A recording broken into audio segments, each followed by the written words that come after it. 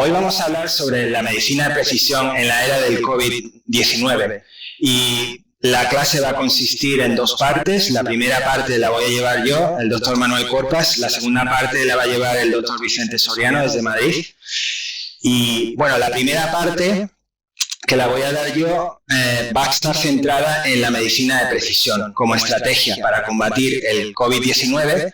También hablaremos un poco sobre la emergencia sanitaria del COVID-19 vista desde el punto de vista de la medicina de precisión, más luego unas cuantas recomendaciones sobre el COVID-19 o el COVID-19 para pacientes con trastornos genéticos. Sobre esto va a estar más bien la parte del doctor Soriano.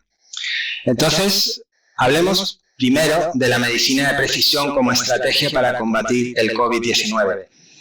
Entonces, me gustaría primero describir lo que la medicina de precisión realmente es y a lo que se refiere, que es que se centra en la respuesta individual, no promedio, al tratamiento de un individuo. Por lo tanto, esto implica que hay un diagnóstico, así como un tratamiento que se fijan, que se centran en la carga genética del paciente. Por ejemplo, uno de los mantras de la medicina de precisión es dar el medicamento correcto al paciente correcto, en el momento correcto, con la dosis correcta. Obviamente, esto se hace de una manera precisa utilizando evidencia de Big Data, es decir, de datos, de test, no solamente genéticos, sino de una gran variedad de distintas fuentes, como por ejemplo también imágenes, etc. También otro de los grandes mantras de la medicina de precisión es la provisión de diagnóstico en el punto de atención, con bajo precio, rápido, preciso, menos invasivo. Obviamente, en la época del COVID-19 habéis visto cómo hay tests, aunque no sean demasiado eficaces, algunos viniendo de China, pero que sí que nos permiten tener una mejor forma de mapear y caracterizar la evolución de cómo se disemina la epidemia. También el último mantra que quería proponeros sobre la medicina de precisión es una medicina participativa, es decir, en la que el paciente deja de ser un sujeto pasivo, sino activo, proactivo en la provisión, adquisición de distintos tratamientos. También el aspecto preventivo, que lo que se desea es que se puedan prevenir enfermedades antes de que los síntomas aparezcan. Más luego la parte personalizada, que como hemos visto se basa, por ejemplo, en la herencia, en la parte genética y la parte predictiva. La genética desempeña un papel preponderante en la medicina de precisión y se debe principalmente a que el hecho de que ahora somos capaces de poder mapear físicamente distintas funciones a nivel molecular dentro del ADN. Esto nos ayuda a que tengamos una mejor caracterización de las enfermedades, así como el curso evolutivo y respuesta a medicamentos de distintas intervenciones. Todos ellos influenciados por la variabilidad genética del paciente. Y obviamente dichos tratamientos y estrategias para prevención diferirán de acuerdo con la singularidad genética del paciente.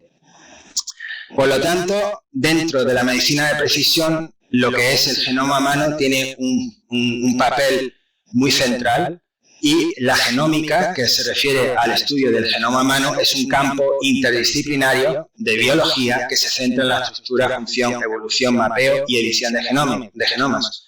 Normalmente utilizando técnicas de muy última generación, como por ejemplo Next Generation Sequencing, secuenciado, también utilización de la nube, es decir, de Big Data.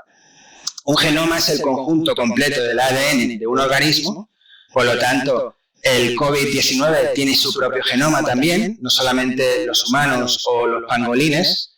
La genética se refiere al estudio de genes individuales y sus roles en la herencia, mientras que la genómica estudia todos los genes dentro de un organismo y sus interrelaciones dentro de dicho organismo. Con respecto a la emergencia sanitaria del COVID-19, desde un punto de vista de la medicina de precisión, lo que podemos hacer también es que se puede analizar computacionalmente el genoma del coronavirus COVID-19. Por ejemplo, se puede ver cómo varía cuando afecta a un animal o a un ser humano. También se puede ver la variabilidad genómica que permite reconstruir, por ejemplo, cómo se iniciaron los contagios, cómo se disemina la enfermedad, cómo evoluciona la pandemia y las distintas regiones y territorios que son alcanzados por la epidemia. También la genómica permite el que podamos entender el funcionamiento de las proteínas que están involucradas en, por ejemplo, la invasión del virus en las células, también para investigar cómo inhibir dichas uniones entre los virus, invasiones de los virus a las células, así como el desarrollo de anticuerpos, fármacos, vacunas, etc. Con respecto al diseño de fármacos y tratamientos para el COVID en la era de la medicina de precisión, aquí lo que hago es enseñar cómo se haría el proceso de la utilización de técnicas por ejemplo, de medicina de precisión. En este caso, la primera fase sería identificar aquellas proteínas, aquellos marcadores que sean dianas, es decir, que sean partes o bien de la célula o bien del virus que haya que atacar. Luego lo que se hacen es, se filtran dichas dianas buscándose en bases de datos aquellos fármacos cuya eficacia ha sido demostrada en humanos. Y luego estos resultados pues se criban computacionalmente, produciéndose al final una pequeña lista de compuestos priorizados que tengan la mayor probabilidad posible de ser efectivos a la hora de realizarse un tratamiento con ellos. Y luego al final los investigadores del laboratorio, utilizando dichas hipótesis computacionales, los utilizan para desarrollar ensayos clínicos. Y ahí es donde realmente se tarda la mayor parte del tiempo para realizar un tratamiento que sea eficaz y seguro. Ahora mismo, mirando la literatura específica en el British Medical Journal, aquí hemos puesto una serie de ensayos clínicos que están actualmente siendo implementados, como por ejemplo la cloroquina, y luego una serie de anticuerpos y otros tipos de medicamentos víricos. También, como os podréis imaginar, han habido un gran número de respuestas internacionales para el desarrollo de medicamentos y tratamientos para esta pandemia. Por ejemplo, el Reino Unido el otro día lanzó una alianza para mapear la diseminación del coronavirus utilizando secuenciación de genoma completa de dichos coronavirus. Pero también hay, obviamente, yo que estoy aquí en el Reino Unido, pues digamos que os propongo los tipos de información que se han hecho desde aquí del Reino Unido. Por lo tanto, también me gustaría compartir lo que la Sociedad Británica de Genética Médica dice del COVID-19. Y claro, esto es información que obviamente los que estéis más involucrados en el campo, es información que es bastante, digamos, modesta desde un punto de vista de que no dice nada especialmente nuevo, pero creo que es bastante asegurador de que una sociedad como esta nos permita pues dar como una especie de aprobación sobre lo que realmente hay que saber del COVID o de lo que realmente se sabe a día de hoy, que es que la literatura está en su infancia y que hay muy poca información sobre los riesgos para pacientes con afecciones preexistentes o necesidades complejas, los cuales constituyen una gran proporción de la población que cuidamos y por lo tanto susceptibles de padecer el COVID-19.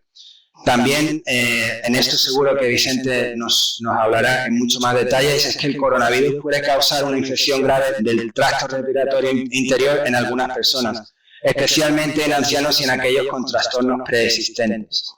Y esta es información pues, que se ha dado para aquellos que están trabajando con pacientes con trastornos genéticos. Al mismo tiempo, hay un gran número de entidades, organizaciones internacionales de referencia. Aquí simplemente cito algunas de las que creo que son más fiables, como por ejemplo la Organización Mundial de la Salud, el Centro de Control y Prevención de Enfermedades de Estados Unidos en Atlanta, así como el Instituto Nacional de Alergias y Enfermedades Infecciosas de Estados Unidos, la FDA, y también algunas agencias como la que existe en el CDC de Suiza. Perdón, Suecia. También ha habido una gran movilización en el campo de lo que se llama open source, biohacking, es decir, gente poniendo datos en repositorios públicos para que otras personas pues, puedan utilizarlo y puedan realizar investigaciones informáticas, así como también análisis de datos, etc. Aquí simplemente pongo unos repositorios públicos de datos, también aplicaciones interactivas como de la Universidad de Virginia o de Johns Hopkins, etc. Y con esto ahora le paso la palabra al doctor Vicente Soriano, que nos hablará sobre la genética de las enfermedades infecciosas. Pues muchas gracias, Manuel, por esta introducción de la medicina de precisión y la relevancia que puede tener en el COVID, ¿no? Bueno, pues yo quería empezar diciendo que la relación que pueden tener los determinantes genéticos respecto al riesgo de enfermedades infecciosas, básicamente o mayoritariamente, viene mediado siempre por el sistema inmune, por la respuesta inmune, de tal manera que tanto la curación, cuando esta respuesta es adecuada, como la susceptibilidad a la infección y a las formas graves de las infecciones, en gran medida viene condicionado por la respuesta inmune. Sabéis que de la respuesta inmune tenemos como dos grandes ramas, la inmunidad innata y la inmunidad adaptativa. La inmunidad innata es más inespecífica y es más precoz. Cuando uno se expone a un agente microbiano externo, es la primera en actuar, y los mediadores son el interferón, pues algunas de las interleuquinas, la interleuquina 1, la interleuquina 6, los TLR, los toll-like receptors, están implicados en buena parte de estas respuestas. Y luego, al cabo pues, de una semana, 2 semanas, aparece la respuesta más específica, adaptada a la noxa externa, al agente microbiano. Es una respuesta antígeno determinada y puede ser humoral, mediada por anticuerpos, o bien de tipo celular, mediada por los linfocitos CD8, los citotóxicos, o bien por la respuesta inmune celular CD4 positiva, ¿no? Tenemos ejemplos bien conocidos en la literatura pues, de mayor susceptibilidad a diferentes infecciones pues, por virus, por bacterias, por hongos, por todos los agentes microbianos, pues para la lepra, por ejemplo, para el neumococo, pues para la meningitis, ¿no? Los que sois médicos, os sonará pues, los déficits de complemento pues, para las meningococemias, para las sepsis por meningococo, pero también las hay para virus herpes, de la familia herpes, como el virus de Epstein-Barr, y bueno, para el Chagas también, ¿no? Los que estáis pues, más familiarizados pues, con los virus más recientes, por ejemplo, para la hepatitis C o para el VIH, pues seguro que os viene a la cabeza para la hepatitis C cuando utilizábamos el interferón y la ribavirina, que en un momento dado fue un momento histórico, ¿no? En el que se describió que la gente que tenía pues, un determinado polimorfismo en el gen del interferón lambda, pues respondía 3 veces más al interferón que los que tenían pues, otros polimorfismos en este gen. Y para los que estáis más familiarizados con el VIH, pues conocéis perfectamente que a día de hoy los 2 pacientes únicos que se han curado del VIH, pues los 2 es después de haber recibido pues, células modificadas que tenían una delección en el gen CCR5, ¿no? Que es uno de los correceptores de entrada del VIH junto con el CD4, ¿no? O sea, claramente hay determinantes genéticos de riesgo de enfermedad y de gravedad de las distintas enfermedades infecciosas. Bueno, esto es un poco lo que os comentaba. Lo hay para la mayoría de los agentes de infecciones, determinantes genéticos que condicionan la agresividad de esas infecciones. En el caso de la infección que nos ocupa esta tarde, pues el COVID-19, ¿no? En realidad el agente causal se llama SARS-CoV-2, porque genéticamente el coronavirus determinante de esta patología nueva se parece mucho a aquel que fue el responsable de la epidemia del SARS en el año 2002. En realidad es un virus muy relacionado y cabe esperar, los 2 han aparecido en China, los 2 son zoonosis, tienen un reservorio animal del cual ha saltado a la especie humana, El reservorio último animal parece que en ambos casos son los murciélagos. Sabéis que los murciélagos son mamíferos, y en el caso del SARS, en el año 2002, pues el intermediario animal parece que era un animal que se llama civeta, pues Malaya, y en el caso pues, del SARS-CoV-2, que es el agente actual, pues podría ser, se ha postulado que podría ser un animal un poco exótico que se llama pangolín. El coronavirus es un virus RNA. De hecho, es uno de los de mayor tamaño en su genoma de todos los virus RNA. Tiene cerca de 30.000 nucleótidos. Bueno, a modo de ejemplo, pues el VIH o el virus de la hepatitis C tienen un genoma de 10.000 nucleótidos y son habitualmente más pequeños que los virus DNA, como los virus de la familia herpes, es decir, el megalovirus o el Epstein-Barr, que tienen más de 100.000 nucleótidos, ¿no? Es un virus grande, pesa, y esto condiciona algunas de sus características, como que se transmita con partículas en el aire sobre las que está depositado. Les llamamos, los que sois médicos lo conocéis bien, partículas de Fluge, más de 5 micras. Aunque ahora hay todo un debate sobre si la inesperada transmisibilidad del coronavirus también se debería a que puede vehiculizarse por partículas más pequeñas, ¿no? Bueno, entonces, la experiencia que os comento es básicamente de nuestra casa de Madrid y lo que estamos viviendo a día de hoy, ¿no? Yo soy clínico y es una situación impensable la que estamos viviendo ahora, no tiene precedentes, y a la vez estamos bastante esperanzados en que esto de alguna manera se pueda parecer a un tsunami y que detrás de la gran hecatombe que estamos viviendo ahora, tanto sanitaria como económica como social, se ve un norte, y pensamos que en pocas semanas esto puede cambiar, el escenario puede cambiar por completo. Pero ahora mismo todavía estamos en una fase de crecimiento exponencial, geométrico. No hemos alcanzado la parte todavía de inclinación hacia el plató, como en la curva de disociación de la hemoglobina, ¿no? Y especialmente en grandes urbes, en España, como Madrid, sobre todo, y Barcelona a una semana de distancia, pues el panorama pues, en los medios de comunicación, que es lo que podemos hacer sin salir apenas de casa, ¿no? Los que no son sanitarios, pues da pavor, ¿no? Pues porque solo es que los números de casos aumentan y el número de muertes también, ¿no? En las zonas rurales y apartadas, la ola parece que ocurrirá de manera menos intensa y más retrasada en el tiempo. La mayoría de la población nos vamos a exponer y nos vamos a contagiar. Esto es bueno tenerlo claro.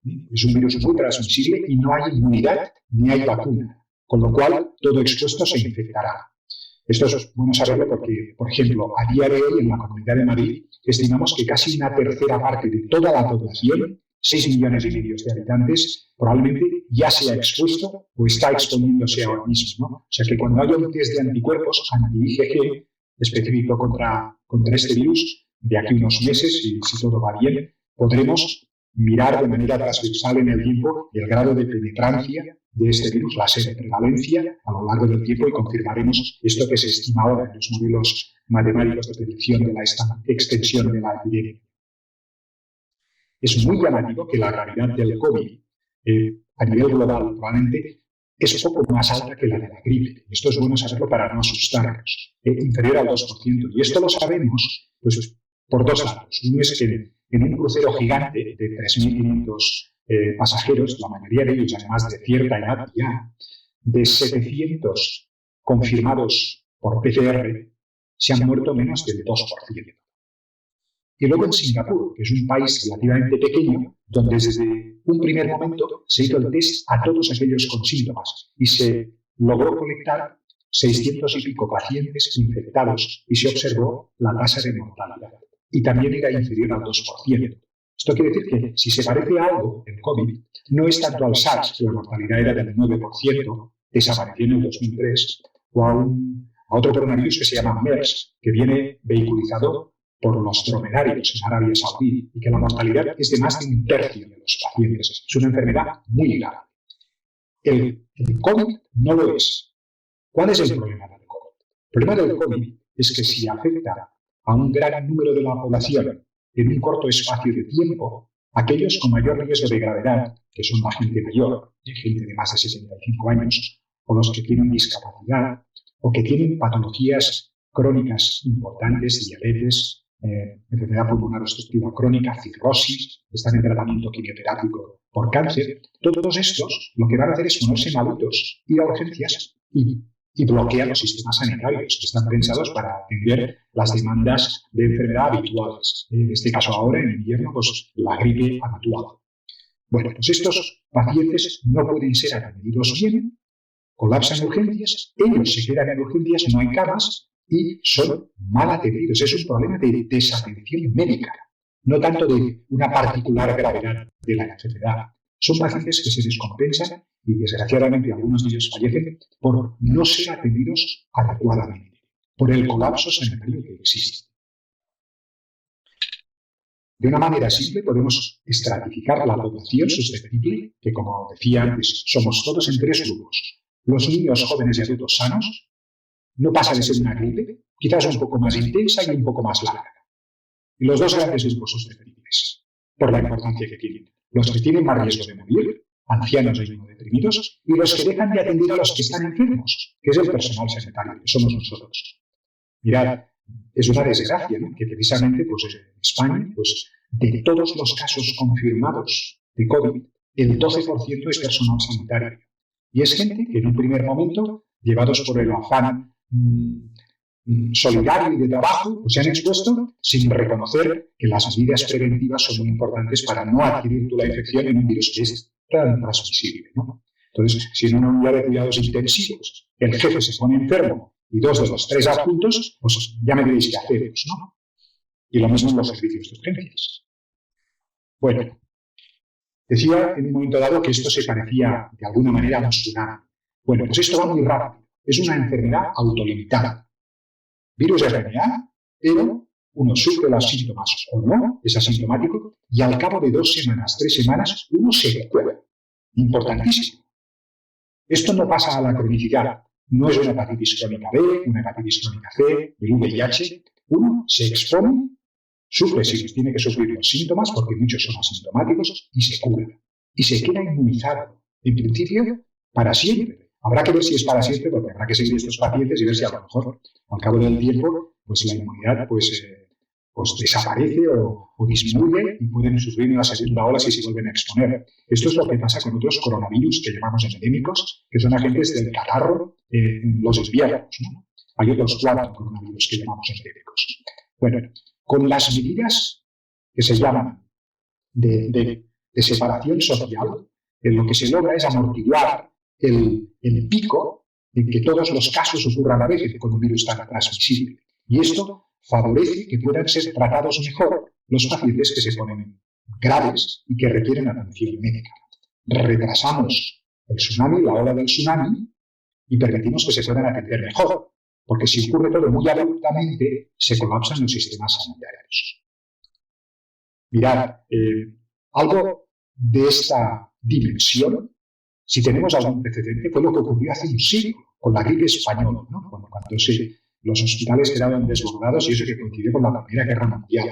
Y tanto en Europa como en Estados Unidos, los pacientes se ponían en grandes naves, una cama al lado de la otra, o al aire libre, si lo permitía la temperatura. Pues mirar en Madrid, los pabellones feriales al lado del aeropuerto, 5.000 camas se han habilitado para poder acoger este tipo de pacientes en esta avalancha que estamos sufriendo en estas 2 últimas semanas, ¿no? Es la foto que tenéis abajo.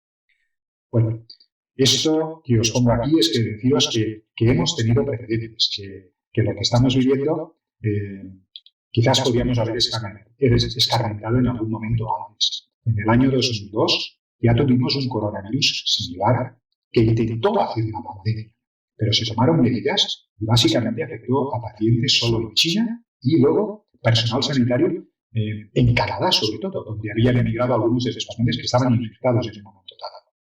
Luego hemos tenido este otro coronavirus epidémico, que es el dromedario, que os he comentado antes, que es muy poco transmisible, pero es muy grave. Y de hecho, pues los casos confirmados, la mortalidad supera un tercio, ¿no? Y luego están, en la parte de arriba, pues los coronavirus que son responsables de catarros cada día, ¿no? No van más allá del 10% de los catarros.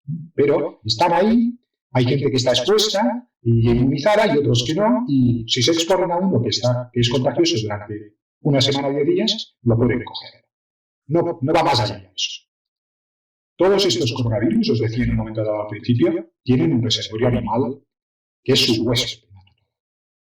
cuando pasan a un huésped que no es el natural, pueden ser patogénicos, pueden producir enfermedad.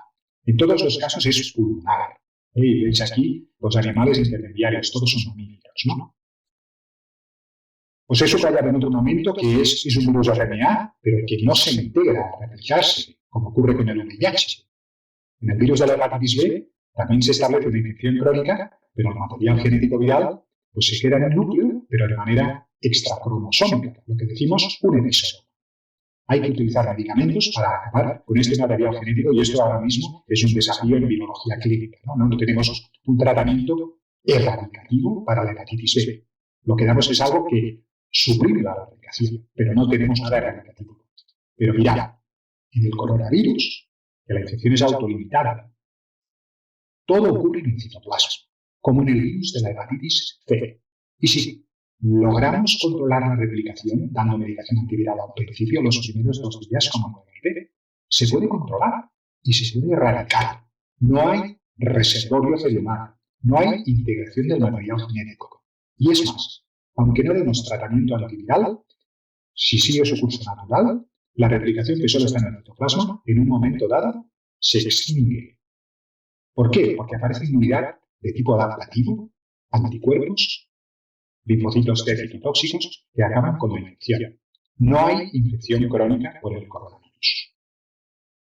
Lo que ocurre en los pacientes, el gran drama de la enfermedad patogénicamente, ocurre porque se desarrolla una neumonía de gran agresividad en un subgrupo de pacientes, como resultado de una tormenta de citoquinas. El virus produce remisis de los neumocitos, pero eso no iría más. Y esto dura los primeros días de los síntomas, con la fiebre y con la tos. Pero, por alguna razón que no conocemos del todo bien, a partir de la semana, un grupo de pacientes, en lugar de curarse, experimentan sensación de ahogo, se empiezan a ahogar y en la radiografía se ven infiltrados bilaterales. En el TAC se confirma que hay edema pulmonar. Es lo que llamamos un síndrome respiratorio.